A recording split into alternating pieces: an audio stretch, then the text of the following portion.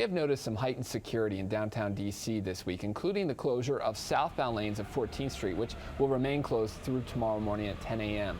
This stepped-up security is due to the Iraqi Prime Minister's visit. In fact, he appealed to President Obama today for more U.S. assistance to beat back the violent insurgency in his country, but protesters gathered outside the White House today demanded accountability from Iraq.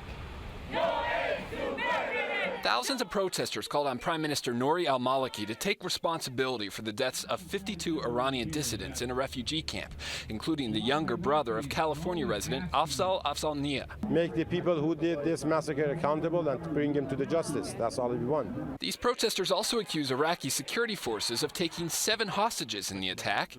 Their claims are being featured in a new TV commercial calling on President Obama to intervene. On orders from Tehran, Iraqi forces executed 52 unarmed dissidents. Baghdad denies involvement and vows to investigate the incident, but this bipartisan coalition says common sense suggests otherwise. Nouri al-Maliki is taking a page out of the old playbook just to try to kill your opponents, as opposed to how do you in a political process bring them in. I think he's far more afraid of the Iranians than he is afraid of us. But the Prime Minister says the security situation in his country is urgent. UN reports violence across Iraq killed nearly 1,000 people in October in car bombings, shootings, and other attacks. The situation is deteriorating because Al-Qaeda and its organizations are bad. Still, these protesters argue if al-Maliki remains prime minister, American soldiers will have died in vain. 3,000-4,000 of them died, I think, in vain if we keep this dictator. That's worse than Saddam, in my opinion.